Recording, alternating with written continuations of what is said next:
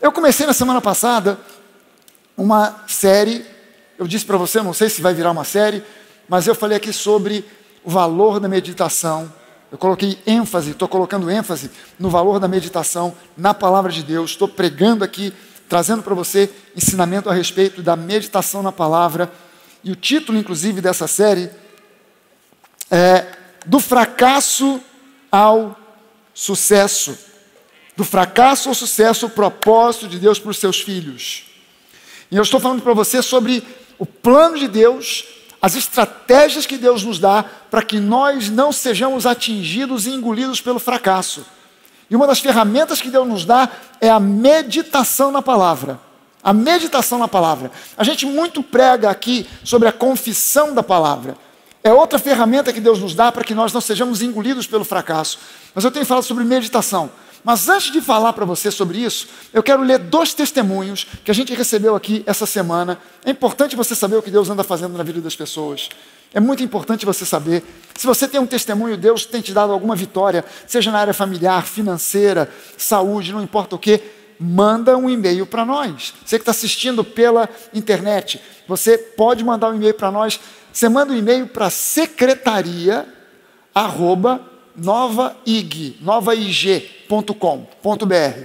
secretaria@novaig.com.br. Esse e-mail vai cair nas nossas mãos e a gente vai poder contar para as pessoas o que Deus tem feito na vida de cada um de nós. É importante a gente saber.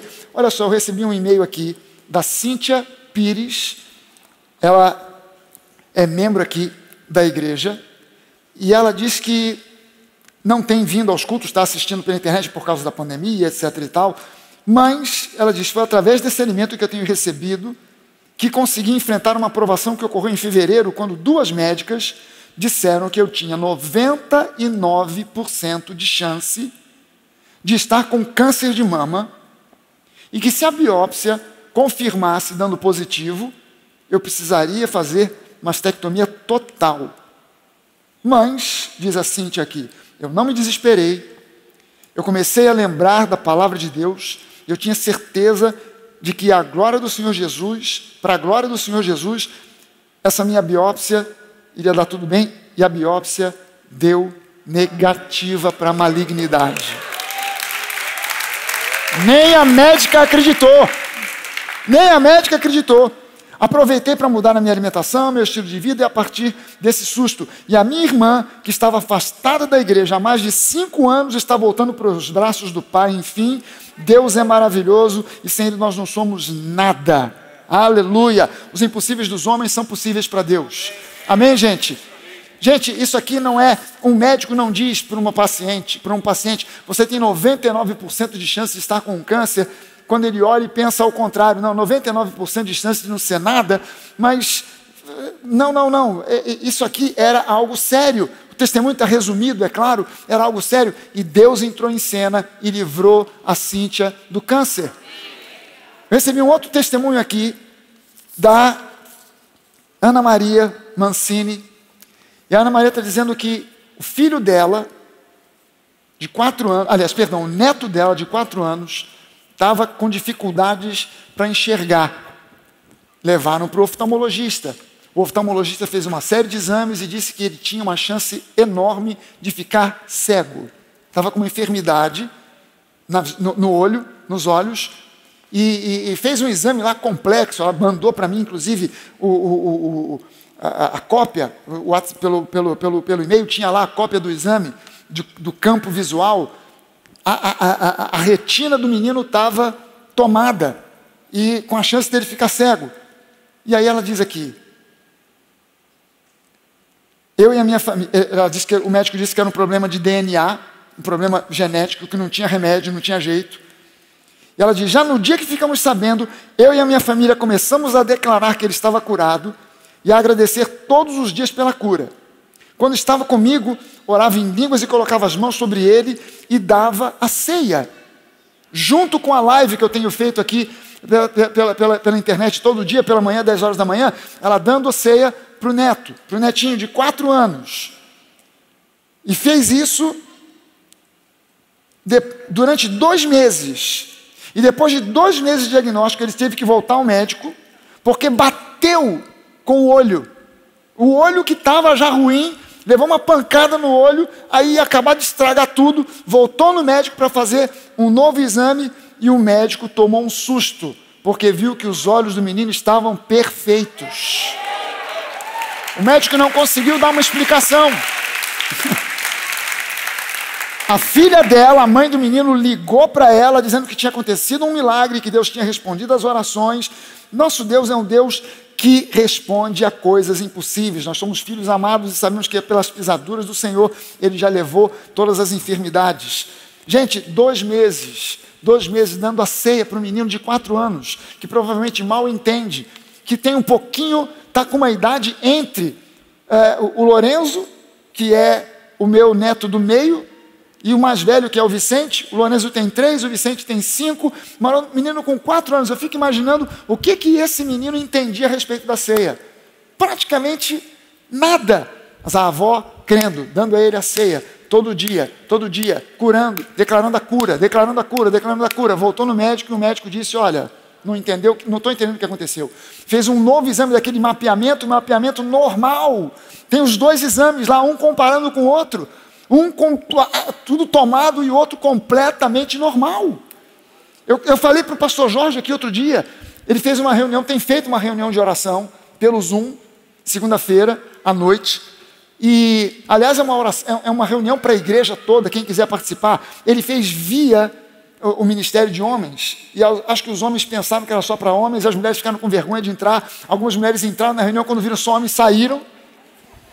Mas é uma reunião de oração para quem quiser, e à noite, segunda-feira, a partir das 8 da noite, e ele me convidou para entrar. Eu já ia de qualquer maneira mesmo, eu já ia participar, mas naquele dia, antes da reunião, eu saí para dar uma corrida, e quando eu cheguei da corrida, na porta de casa, alguma coisa caiu no meu olho, e não era pequeno, eu diria que era um pedregulho, que era uma coisa que começou a arranhar, e eu pensando, bom, vai sair, isso aí vai sair, e eu fiquei desesperado com aquele negócio, porque arranhava, doía, ardia. Eu entrei no chuveiro, eu abri o olho debaixo do chuveiro, para ver se aquilo passava, se aquilo saía. Não saía. Eu fiz uma maluquice, eu mesmo levantei assim o olho, peguei um cotonete para enfiar por dentro, para ver se arrancava aquele negócio. Nada, tamanho era o meu desespero. A Denise veio, olhou, jogou colírio, fez de tudo e nada. Eu passei a noite segurando no olho, para ver se parava de mexer ou de piscar, porque você mesmo com o olho fechado, o olho movimenta, e aquilo arranhava, e eu tentando dormir, botando a mão, tentando manter o olho fechado, um desespero. Eu acabei acordando 15 para as 5 da manhã, uma coisa dessa. Eu acordei e estava escuro ainda, que eu mal dormi, não conseguia dormir, e dormi muito pouco, teve aquela cochilada. Quando eu levantei, o sol não tinha se levantado, e aquela escuridão, eu saí, fui até a sala, e aquilo ainda arranhava. Eu tentei de novo lavar o olho, não adiantou nada. Eu comecei a orar e dizer, Deus, eu não aceito isso, remove, me cura, me liberta disso aqui. E já estava programando. A Denise falou, não, assim que der, amanhã de manhã, nós vamos no oftalmologista de emergência para tirar esse negócio, tem alguma coisa aí, nós vamos lá na emergência, pedir para ser atendido de emergência. Eu comecei a orar, fui até a sala, andando, orando, falando em línguas. Quando eu voltei, eu entrei num outro quarto. Tem um quarto onde fica o meu filho mais novo, o Bernardo, o nosso quarto, mas tem um quarto que virou quarto de hóspedes. E a gente não vai pedir para ficar hospedado lá em casa não, mas tem um quarto de hóspedes. Eu entrei naquele quarto, porque era o quarto desocupado, eu entrei ali e fui até a janela. E quando eu cheguei na janela, eu orando, falando em línguas, você sabe o que é você dar uma piscada, arranhar e arder? E quando você pisca a próxima, parecia que aquilo tinha derretido, evaporado. Eu nem acreditei na hora, eu comecei a fazer piscando assim de propósito, para ver, não é possível. Não é que saiu não, evaporou, sumiu de uma hora para outra. E eu comentei com o pastor Jorge, você viu ontem na reunião de oração, eu estava desesperado, eu estava ali, ele pediu para eu orar, pastor Fragale vai orar, eu orando, meu Deus, vontade de arrancar o olho fora, piscando, botando a mão. Eu falei, será que o pessoal está reparando que eu estou nessa agonia aqui? E no dia seguinte, aquilo simplesmente sumiu de uma hora para outra, de um momento para o outro. O nosso Deus continua sendo um Deus de milagres. O nosso Deus não se aposentou, não aposentou os milagres. O nosso Deus não olhou para baixo e disse assim, bom, agora que Jesus voltou aqui para cima, né, os apóstolos já morreram, então agora o Espírito Santo pode ficar sossegado, porque você não precisa mais fazer milagre. Não, Deus ainda está presente na terra, através do Espírito Santo, e Deus continua sendo um Deus de milagres. Amém, gente? Creia nisso. E se Deus fizer um milagre na sua vida, bota o seu testemunho, seja um milagre financeiro, seja um milagre de saúde, seja um milagre na área familiar, não importa o que, escreva para nós. Deus é Deus de milagres. Amém? Pastor, Deus pode fazer milagre na área da família? Pode.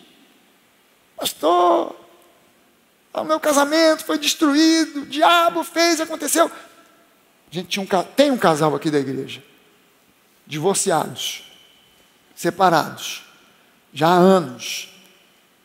A menina começou a frequentar a igreja. O ex-marido começou a vir trazer o filho. De tanto trazer o filho, acabou entrando. Encontrou a ex-esposa. Conversaram. Voltaram a namorar.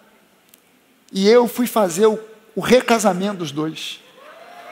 Passaram anos divorciados. Fui eu refazer o casamento deles. Parecia dois pombinhos, os dois já burro velho. Parecia dois pombinhos recém-casados. Porque Deus faz milagre em qualquer área. Deus não escolhe dizendo, só se for enfermidade. Casamento destruído, fica destruído mesmo. Finança, nisso aí eu não mexo. Não, Deus é um Deus que quer nos conduzir do fracasso para o sucesso sempre. Sempre. É um propósito de Deus para os seus filhos. Agora ouça bem. Deus não te escolheu, Deus não te chamou e não te salvou para em seguida te dar a mesma coisa que o inferno sempre trabalha para te oferecer: o fracasso.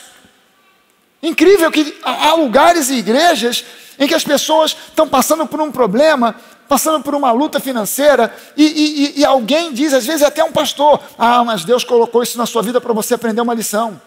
Essa enfermidade, Deus colocou aí para você aprender uma lição, para você aprender a orar mais, para você aprender a ter mais comunhão, você dizer que não tinha tempo para orar. Agora, internado no hospital, você terá tempo para orar. E as pessoas acabam atribuindo ao diabo, a Deus o trabalho do diabo. Mas era isso que os fariseus faziam. Acusaram Jesus de estar curando pelo poder de Satanás.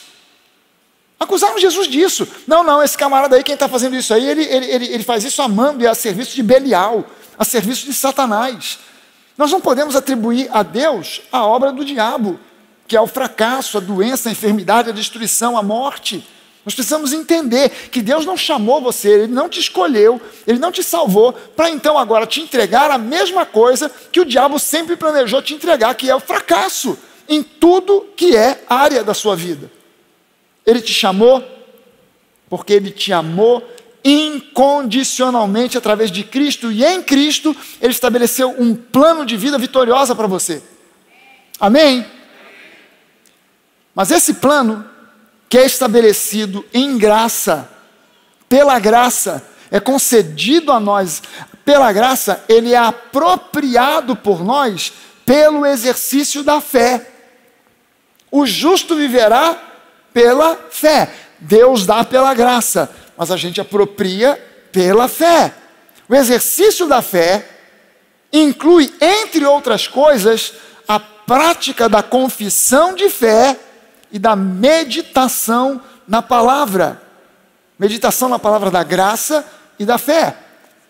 Isso faz parte do exercício da fé. Confessar a palavra, meditar na palavra. Meditar na palavra e confessar a palavra meditada. Faz parte.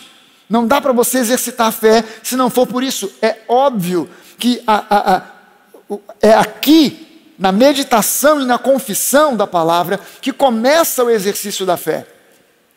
A fé envolve várias outras coisas, claro, mas o bom senso diz que é sempre melhor começar pelo começo. Não é verdade? Melhor maneira de começar, pelo começo, pelo início. Quer dizer, se eu quero aprender inglês, por exemplo, eu não sei inglês, quero aprender inglês, não seria adequado eu começar tentando ler Shakespeare? Você me vê andando na rua com um livro em inglês de Shakespeare, Hamlet. Você pergunta, pastor, o que você está lendo aí? Hamlet. Mas em português? Não, em inglês. Você sabe inglês? Não, eu estou tentando aprender lendo Hamlet. Não vai dar certo. Você tem que começar lendo aquele livro que diz assim, The book is on the table. Eu não sei porque todo curso de inglês passa por essa frase, The book is on the table. Eu me lembro que eu contei isso para o pastor Mark Hodges. Quem conhece o pastor Mark? Quem é que não conhece? Caramba, vocês estão perdendo. É porque nós estamos na época de pandemia, não está dando para viajar, mas assim que essa pandemia acabar, a gente vai trazer o pastor Mark Hodges. Ele foi diretor da escola bíblica, onde eu e a Denise nos formamos lá na África do Sul, e acabou se tornando um grande amigo. De vez em quando a gente sempre costuma trazer ele aqui, mas agora com a pandemia não está dando. Ele e a esposa, a Cora, e quando eu disse para ele, sabe, todo brasileiro quando vai aprender a falar inglês, a primeira frase que ele aprende é The book is on the table. E aí veio uma menina da África do Sul, que veio morar aqui, uma missionária, a Marique. E a Marique, ela comprou um livro para aprender português. E eu peguei o livro para ver. Primeira frase que o livro ensinava o gringo a falar em português. Socorro, estou sendo assaltado. Eu não acreditei, gente. Eu não acreditei. Eu não consegui acreditar naquele negócio. Primeira frase ensinando português para o gringo. Socorro, estou sendo assaltado. Eu falei, isso é muita injustiça, gente. Peraí, também não é assim. Mas ela não começou lendo Machado de Assis para aprender português. Ela começou aprendendo socorro, estou sendo assaltada. Josué capítulo 1, versículo 8, o conselho de Deus para Josué foi muito claro. Josué, não cesse de falar desse livro da lei, confissão de fé. Pelo contrário, medite nele dia e noite, não apenas durante a tarde, 1h30 ou 30. Medite nesse livro dia e noite para que você tenha o cuidado de fazer segundo tudo o que nele está escrito. Então, em função disso, por causa disso, você prosperará e será bem-sucedido. Quem aqui quer prosperar e ser bem-sucedido? Amém. Glória a Deus. Todos nós queremos. O conselho de Josué é válido para cada um de nós aqui. Não é o que valeu só para ele e agora, valeu para ele e para nós já não vale mais. Não, valeu para ele e continua valendo para a igreja do Senhor Jesus. Amém, gente? Nessa série, eu estou colocando ênfase, não na confissão de fé, mas na meditação da palavra. Então eu quero te mostrar mais 3 benefícios da meditação. Na semana passada eu mostrei aqui 3 benefícios da meditação na palavra. Eu quero mostrar para você hoje mais 3 benefícios da meditação. E quando eu digo meditação, eu estou falando de meditação habitual, constante, consistente na palavra de Deus. Não é aquele versículo que eu pego para ler no fim de semana. Uma vez aqui, outra ali, outra acolá. Não, eu estou falando de algo que é um hábito constante, diário. Meditar na palavra de Deus. Diariamente, constantemente, de forma habitual. Eu quero mostrar 3 benefícios disso aí. Número 1, primeiro desses benefícios, meditar na palavra vai transformar o seu caráter. Meditar na palavra vai transformar o teu caráter. Entenda bem o seguinte: por maior que seja o impacto da chegada do Senhor Jesus na sua vida e a transformação que isso possa ter causado em você, não há ninguém entre os cristãos do mundo inteiro que não necessite de mais e mais transformação no seu caráter para que se torne semelhante ao Senhor Jesus em pensamentos, palavras e ações. Você pode ter a história mais fantástica. Outro dia teve uma pessoa que está começando a ser membro aqui da igreja há pouco tempo. Um casal, uma família. Domingo passado, eles falaram comigo aqui, e a menina escreveu um livro, que é o testemunho de conversão dela. E eu peguei o livro, ela me deu o livro, eu comecei a ler. Uma história, assim, muito parecida, o que aconteceu na vida dela, a sequência de coisas, muito parecida com a minha própria história. Uma história de um impacto tremendo de Deus na vida dela, de uma transformação, assim, gigantesca.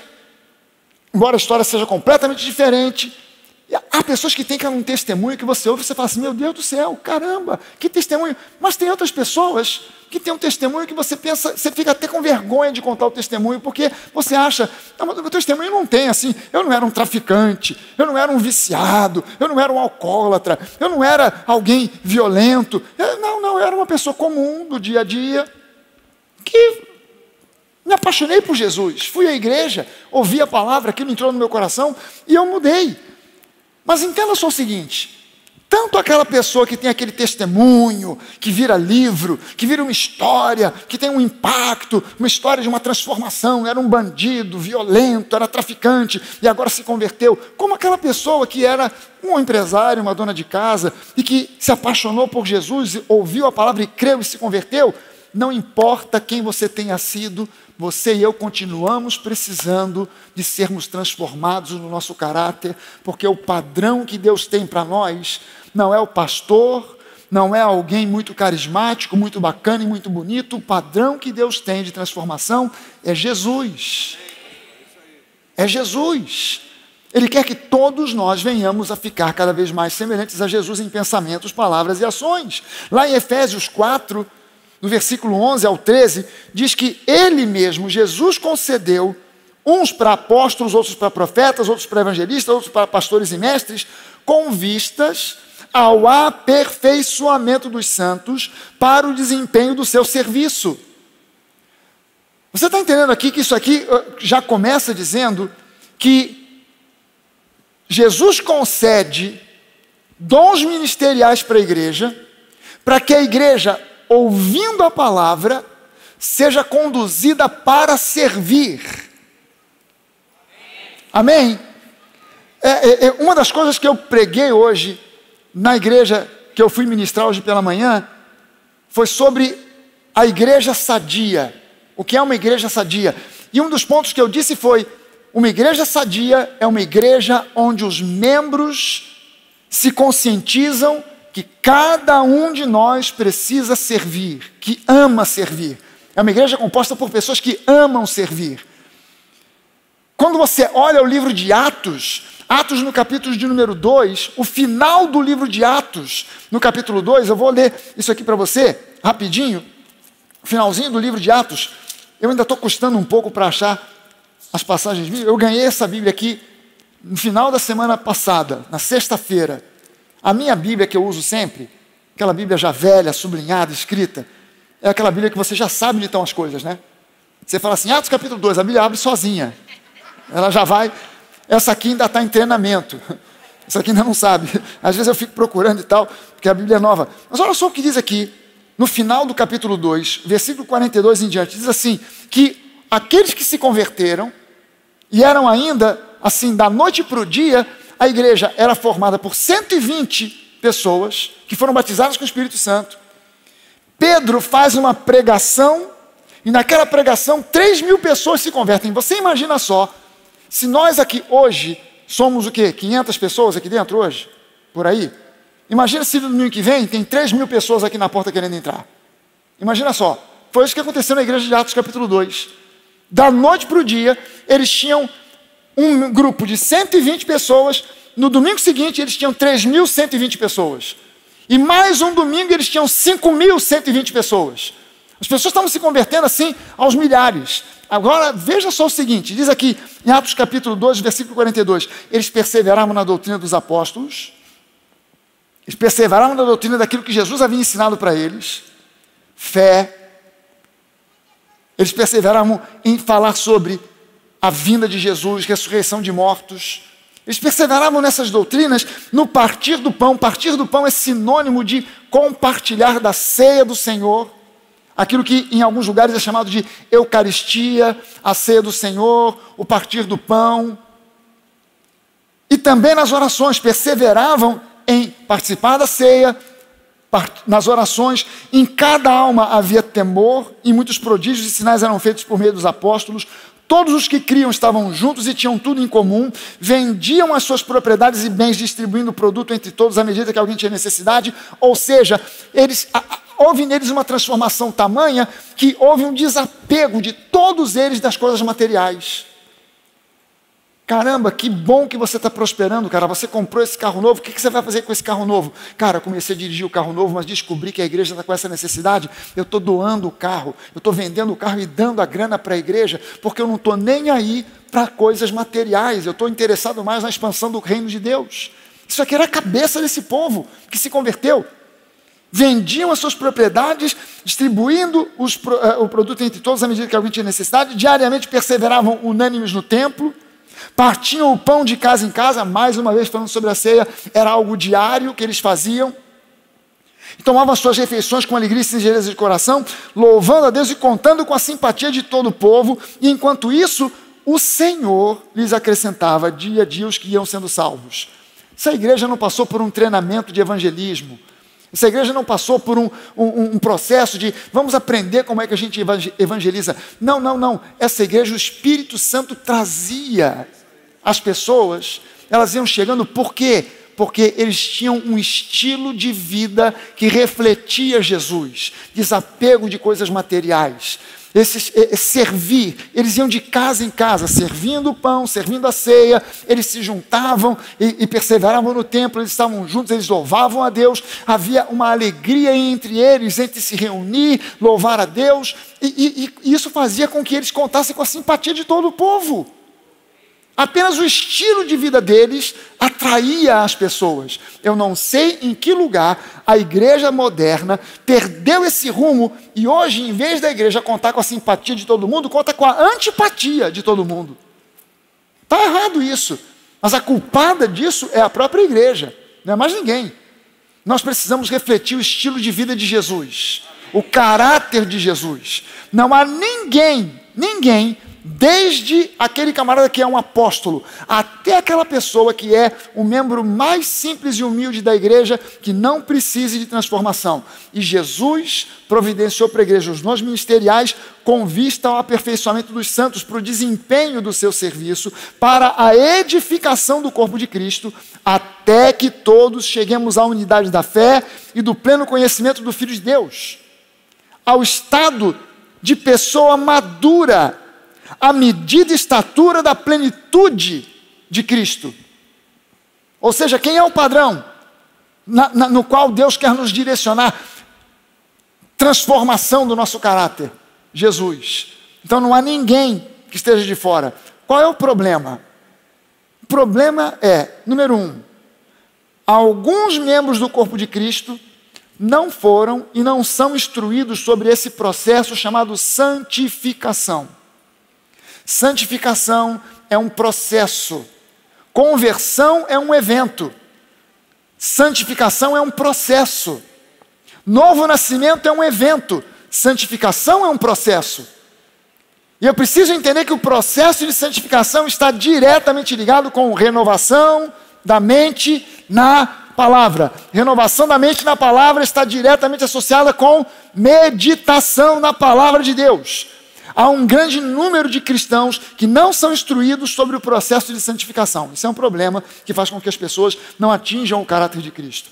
Número 2, a pessoa, por estar há um certo tempo na igreja, ela relaxa em relação à necessidade de crescimento e amadurecimento, como se ela já tivesse alcançado a plenitude do caráter de Cristo. Ah não, eu já sei tudo que ele precisa saber, eu já ouvi tudo que ele precisava ouvir, eu já li a Bíblia não sei quantas vezes, eu já vi tudo quanto é tipo de mensagem. Sabe aquela pessoa que quando, eu já conheci algumas pessoas assim, a pessoa está sentada ali, o pastor começa a pregar, o camarada fala assim, isso aí eu já preguei também. O cara não sabe nem o que o pastor vai falar, mas o cara já deduz, não, isso aí, eu falo igualzinho. O pastor fala uma coisa qualquer, é isso que eu falo todo dia, tá vendo? Olha, é isso que eu falo todo dia, mas ninguém me ouve. E a pessoa está sempre pensando o seguinte, é para o outro, é para ele, não é para mim, é para ele. E às vezes tem a esposa, né, que começa, você está vendo, marido? Ó, o pastor falando aí, ouve, isso aí é contigo, tá vendo? E a pessoa nunca diz assim, caramba, é comigo isso aí. Então, em vez de falar que é para você, é para mim. Amém, gente? Nós precisamos crescer. Qual é a solução? Se o problema é a falta de entendimento de que santificação equivale a renovar a mente na palavra está associado com meditação na palavra. Se o problema é que muitas vezes há pessoas que acham que já sabem tudo e relaxam e não buscam mais renovar a sua mente meditando na palavra, a solução começa com a meditação na palavra de Deus. Meditação reflexiva na palavra nos leva a enxergar o quão próximo ou o quão distantes nós estamos do caráter de Cristo sendo manifestado em nós e nos conduz para uma real metanoia. A meditação na palavra nos conduz para uma real metanoia. O que é metanoia, pastor? Metanoia é a palavra grega que é traduzida no Novo Testamento como arrependimento. Arrependimento não é remorso, arrependimento é mudança de mente. Mudança de mente. E é a meditação que nos conduz para uma real metanoia, a mudança de mente que nos conduz para um cristianismo autêntico. Hebreus 4, versículo 12, diz que a palavra de Deus, ela é viva, ela é eficaz.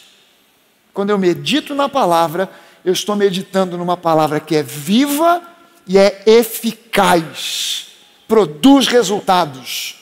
E ela é mais cortante do que qualquer espada de 2 gumes e penetra até o ponto de dividir alma e espírito, juntas e medulas, e é apta para julgar os pensamentos e os propósitos do coração. Você está entendendo aqui o poder da palavra de Deus? Quando nós meditamos nessa palavra, ela penetra no coração, ela nos mostra, ela lança luz e mostra quais as áreas aonde Deus quer tocar para nos transformar, para nos mudar. Amém? Segunda coisa, segundo benefício da meditação na palavra, meditar na palavra vai te conscientizar da vontade boa, perfeita e agradável de Deus para a sua vida. Se você faz da meditação na palavra algo constante, quando eu digo para você meditação na palavra, eu não estou falando para você ler qualquer parte da Bíblia. Eu estou falando para você ler, em especial, as mensagens da nova aliança para você. E enxergar aquilo que existe no Antigo Testamento pela perspectiva da nova aliança. Eu preciso me conscientizar da nova aliança. Eu e você somos gente da nova aliança, não da antiga. O que está valendo para nós não é a lei, é a graça. A lei cobra, a graça supre. Nós não estamos debaixo da lei, nós estamos debaixo da graça. Existem algumas igrejas que querem adotar a lei. Não, você tem que obedecer aos mandamentos, então tem que obedecer a todos. Esse é um problema das igrejas que acabam selecionando alguns mandamentos. Não, esse aqui é para a igreja, esse aqui era só para os judeus. Não, toda a lei era para os judeus, não era para os gentios. E é preciso que a gente entenda que nós não estamos mais debaixo da lei. Porque se eu começar a selecionar o que eu vou obedecer da lei, você está obrigado a obedecer toda a lei. E se falhar em um, falhou em todos. Não adiantou de nada. São 613 os mandamentos, que cobra, mas a graça supre. Na lei diz, não faça isso, não faça aquilo, faça assim, faça assado. Na graça Deus diz, eu farei, eu tirarei o coração de pedra, eu darei o coração de carne, eu enviarei o meu espírito, eu perdoarei todos os pecados, eu não levarei em conta mais as suas iniquidades e não me lembrarei mais dos seus pecados. É Deus quem faz. É diferente, nós somos gente da nova aliança. Nós estamos debaixo da graça, então eu preciso meditar na palavra, porque quanto mais eu medito na palavra da nova aliança, eu vou entendendo a boa, perfeita e agradável vontade de Deus. Romanos 12, de 1 a 2, Paulo diz assim: portanto, irmãos, pelas misericórdias de Deus, peço que vocês ofereçam o seu corpo como sacrifício vivo, santo e agradável a Deus, e este é o culto racional de vocês. Essa primeira parte, Paulo está falando sobre servir. O apresentar o seu corpo como um sacrifício não é você agora se banhar de gasolina e tacar fogo. Não é agora você deitar no altar, num altar de igreja, para alguém vir com uma faca e espetar no seu coração. Não, você se apresentar o seu corpo é você voluntariamente dizer, eis-me aqui, eu quero servir. Isso é a primeira parte, mas a segunda parte ele diz: e não vivam conforme os padrões deste mundo, mas deixem que Deus os transforme pela renovação da sua mente, para que vocês então possam experimentar qual seja a boa, agradável e perfeita vontade de Deus. Agora veja só o seguinte, eu vou mostrar para você algumas coisas que Davi disse no Salmo 119 sobre a prática que ele tinha de meditação na palavra de Deus. A prática que Davi tinha, ele mostra isso, ele fala isso, alguma coisa sobre isso no Salmo 119. O Salmo 119 é um salmo que é o maior dos salmos e é somente sobre a palavra. Olha só o que Davi diz no Salmo 119. No versículo 97 ele diz assim: quanto amo a tua lei. Vamos traduzir isso aqui em linguagem do Novo Testamento. Quanto eu amo a tua palavra. Você pode levantar uma das suas mãos e dizer isso agora? Para Deus ouvir? Deus, como eu amo a tua palavra. Como eu amo a tua palavra. Agora olha só o que ele diz nesse mesmo versículo. É a minha meditação todo o dia. É a minha meditação. Deus, como eu amo a tua palavra. Eu amo tanto a tua palavra que eu medito nela todo o dia. Não é todo dia. É todo o dia. Durante todo o dia. Eu estou sempre meditando, a sua palavra está sempre voltando na minha mente. Por quê? Porque eu amo a tua palavra. Eu mandei você repetir isso aqui. Aliás, eu até confessei isso hoje pela manhã. Nós pastores aqui de cima temos a mania de mandar você repetir coisas. Quando eu estou sentado aí, alguém manda repetir, eu morro de raiva. Eu detesto. Quando fala isso, não sei o quê. Ah, meu Deus, eu tenho que falar. Mas eu não resisto, eu tenho que mandar você falar. E eu mandei você dizer, eu amo a tua palavra. Mas eu queria que você dissesse espontaneamente, Senhor, como eu amo a tua palavra. Como eu amo a tua palavra. A tua palavra, uau! Jesus enviou para nós, Deus enviou para nós a palavra dele. Ele podia ter deixado a gente aqui na cega, mas ele resolveu enviar para nós aquilo que de mais precioso ele tinha, a sua própria palavra. Ele diz, é a minha meditação todo o dia. No versículo 148 ele diz assim, eu fico acordado nas vigílias da noite. Para fazer o que, Davi? Para meditar na tua palavra. Caramba, ele já disse aqui, eu medito na tua palavra todo o dia. E quando eu estou acordado durante as madrugadas, o que eu faço? Agora eu tiro uma folguinha. Não, eu continuo meditando na tua palavra. Depois no versículo 162, ele diz assim, alegro-me nas tuas promessas, como quem acha grandes despojos. Isso aqui é na versão Nova Almeida atualizada. Eu peguei essa mesma passagem na Bíblia na linguagem de hoje. Na Bíblia na linguagem de hoje, essa mesma passagem diz assim, como eu sou feliz por causa das tuas promessas. Tão feliz como alguém que encontra um grande tesouro. Cara, o meu sonho é que você um dia possa dizer isso. Caramba, eu olho para as promessas e eu estou vendo que eu estou encontrando ali grandes tesouros. E agora eu não resisto, eu tenho que meditar nisso aqui, porque eu encontrei grandes tesouros ali. Agora, quando você vê Davi dizendo essas coisas sobre a palavra, agora fica fácil de entender por que ele pode dizer, o Senhor é o meu pastor, nada me faltará. E por que ele disse isso? Porque ele, meditando na palavra, ele entendeu, a vontade de Deus, ela é boa, ela é perfeita, ela é agradável.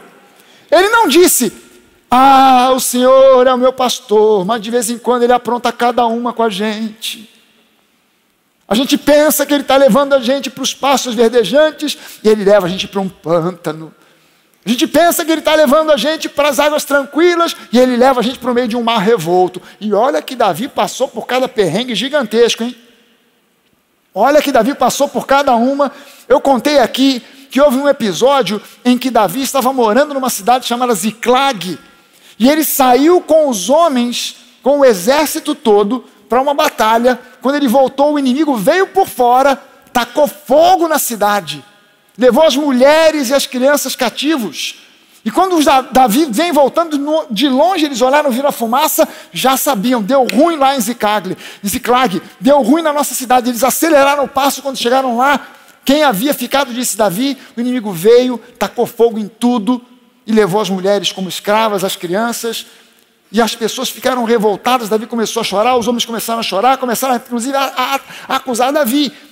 E Davi, ao invés de começar a dizer, e aí Deus, como é que é isso? Você permitiu um negócio desse? Não, Davi foi para um canto e começou a dizer, Deus, me mostra o que eu preciso fazer, porque eu sei que isso aqui não é obra tua.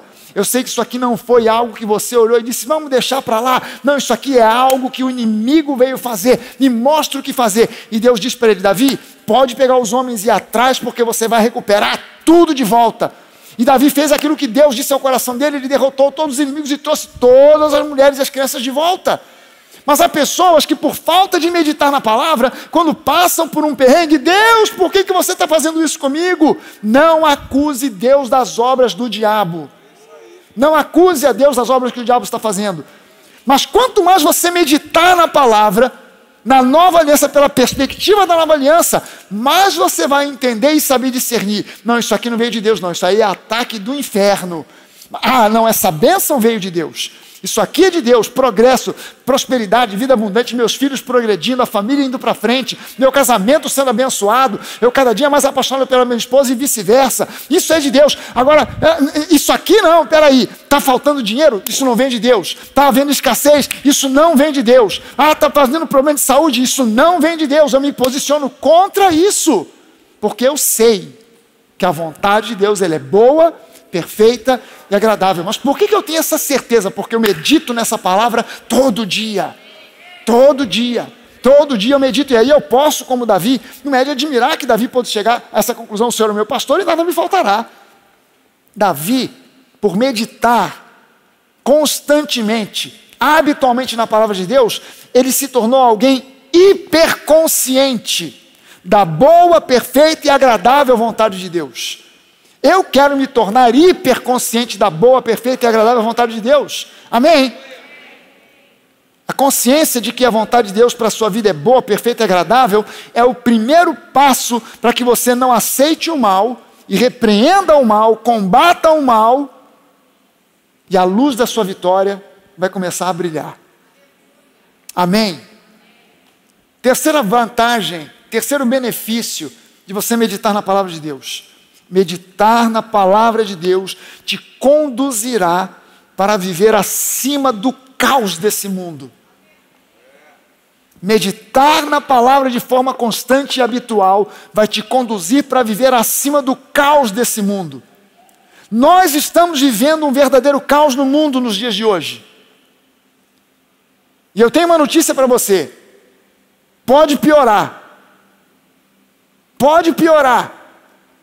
Se você tem ouvido reclamações na TV, nos jornais, de que nós estamos tendo mais de 300 mil mortos, mais de 350 mil mortos pelo Covid, fique sabendo que nós vamos chegar a um número aí de mais de 500 mil. Pode ter certeza disso. Nosso governo começou a tomar atitudes muito tardiamente, correndo atrás de vacina muito tardiamente. Nosso presidente até hoje está dizendo que não vai tomar vacina, dando um mau exemplo para todo mundo, um péssimo exemplo para todo mundo, porque se já existe gente dizendo não vou tomar, mas o mandatário maior da nação já disse que também não vai tomar, que vai mudar, ele vai virar jacaré, se ele tomar.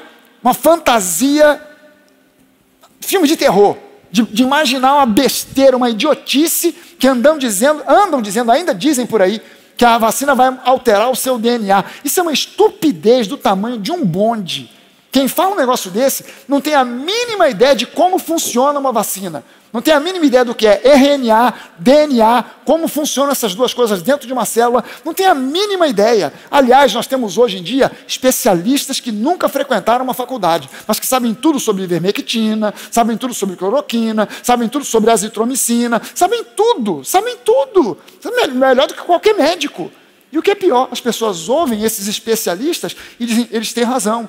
E ainda vai um presidente e diz assim, eu não vou tomar vacina. Eu também não vou. Você está prestando atenção que o pior ainda está por vir? Mas presta bem atenção numa coisa. Se o pior ainda está por vir para esse mundo, para nós, o melhor está reservado pelo nosso Deus. O nosso Deus reservou o melhor para nós. Você e eu não dependemos de governo algum para prosperar. Você e eu não dependemos de moeda alguma para prosperar. Você e eu não dependemos do cruzeiro voltar agora, porque sai o real, volta o cruzeiro, sai o cruzeiro, volta o real. Agora o real é equiparado ao dólar, e o dólar saiu e voltou. Não, você não depende de cruzeiro, você não depende de real, você não depende de dólar, você não depende de euro, você depende de Deus. E Deus tem um plano de vida abundante para você. Deus tem um plano de vida abundante para você. O Senhor é o teu pastor. Nós estamos vivendo no meio de um caos, ainda pode piorar, mas Isaías 45, anote isso aí. Isaías 45, versículo 18. Porque assim diz o Senhor, que criou os céus, e Ele é o único Deus que formou a terra e a fez. Ele a estabeleceu. Ele não a criou para ser um caos. Ele não a criou para ser um caos, mas para ser habitada. Eu sou o Senhor e não há outro. Isso é Deus falando para você. Deus não criou o caos. Deus organiza o caos. Leia Gênesis capítulo 1. Gênesis capítulo 1, há uma versão que diz que no princípio, quando Deus criou os céus e a terra era um caos. A versão mais comum diz, a terra era sem forma e vazia, e o Espírito de Deus pairava sobre as águas. Mas há uma versão que diz que a terra era um caos, e quando Deus entrou em cena, o caos deixou de ser caos, e virou ordem. Não importa que esse mundo aí esteja um caos, o nosso Deus é um Deus que transforma o caos em ordem. Não importa que o coronavírus esteja aí comendo solto, porque nós somos filhos do Deus Altíssimo e nós precisamos nos posicionar diante dessa crise para não sermos engolidos pelas mentiras do diabo. O diabo quer que você fique com medo, que você fique apavorado, que você fique olhando para isso, para aquilo. Há pessoas que estão com tanto medo que elas ouvem falar que ivermectina, cloroquina, e elas começam a tomar esses remédios por conta própria. Você sabe que está tendo um problema sério no Brasil de transplante de fígado. Nós estamos com uma dificuldade de doadores para transplante de fígado, porque tem pessoas fazendo necrose aguda de fígado por intoxicação medicamentosa. Porque elas ouvem falar, não, esse medicamento é seguro. Claro que ele é seguro, dentro de um certo limite. Qualquer medicamento pode virar veneno. É só você extrapolar a dosagem recomendada, correta. Há um mínimo e há um máximo. Extrapole o mínimo e ele não faz efeito. Extrapole o máximo e ele estraga com tudo. Há pessoas precisando de transplante de fígado por necrose aguda de fígado. Hepatite medicamentosa aguda, destruindo o fígado, precisando de transplante. Você imagina só, a pessoa não pegou o coronavírus, mas está internada, precisando de algo ainda pior, que é transplante de fígado. E não tem doador. E não tem doador por quê? Porque ela saiu tomando remédio por conta própria. E tomou remédio por conta própria por quê? Porque ela foi dominada pelo medo. E o medo entrou por quê? Porque o diabo atua através do medo. E você e eu precisamos combater o medo com a palavra. Com a palavra. Com a palavra. Com a palavra. O Senhor é o meu pastor. Nada me faltará. Pelas suas pisaduras, nós fomos sarados. Desde a planta dos meus pés até o topo da minha cabeça, eu tenho saúde plena. Eu tenho saúde plena, por quê? Porque Jesus pagou o preço para isso, na cruz do Calvário. Eu tenho prosperidade, ainda que esse mundo se afunde, ainda que a economia desse mundo vá abaixo, o Senhor cuida de mim e nada me faltará. Ele não me deixa, Ele não me abandona. Jamais. É uma confissão diária baseado em alguma coisa que eu meditei na palavra. Agora imagina, se no meio desse caos, Jesus aparecesse em pessoa, do seu lado, para te dizer, eu te amo, eu estou cuidando de você, se tranquilize e descanse. Porque apesar do caos, eu estou no comando da sua vida. Qual seria a sua reação?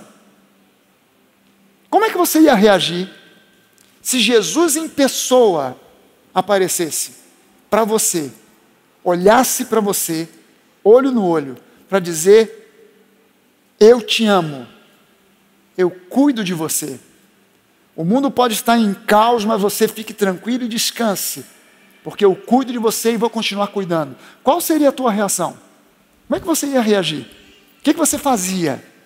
Como é que você ia reagir? Para pensar um pouco. Não foi o pastor Fragale que bateu na sua porta, você abriu a porta: pastor Fragale, tem uma mensagem para você. Assim te diz o Senhor: eu cuido de ti. Não é o pastor Fragale, não é um profeta, não é alguém, não é o pastor Jorge Daltos que bateu lá. Você viu, pastor Jorge Daltos? Não vim aqui para tomar café. Não, eu vim aqui para te dizer: o Senhor te mandou dizer, Ele cuida de você. Não é isso, não. Jesus apareceu para você, para dizer na sua cara, frente a frente com você: eu te amo, eu cuido de você, fica tranquilo, porque eu estou cuidando de você, e nada vai te faltar. Qual seria a tua reação? Como é que você ia reagir? Duda, como é que você ia reagir, cara? Vem cá. Sobe aqui em cima, vem cá. Tu está em casa, tranquilo, na boa. Marcelo não está, saiu com os meninos e tal, e de repente alguém bate na tua porta. Quando tu abre, está Jesus assim de frente para você. Aí tu olha e ele fala assim: Duda, vim aqui para dizer para você ficar tranquilo, cara, porque eu te amo, estou cuidando de você, nada vai te faltar. Cara, como é que você ia reagir a um negócio desse? Cara, eu fico imaginando, o que eu ia fazer? Acho que eu ia congelar. Travou tudo, né? Parou tudo. Travou. O Duda falou assim: eu ia agarrar Jesus. Será que será que eu ia conseguir reagir para dar aquele abração, aquela agarrada? Sei lá. De repente tu pensa que ia agarrar, mas tu ia olhar e fazer assim, ó. Pum. Sei lá. Ou então você ia pirar.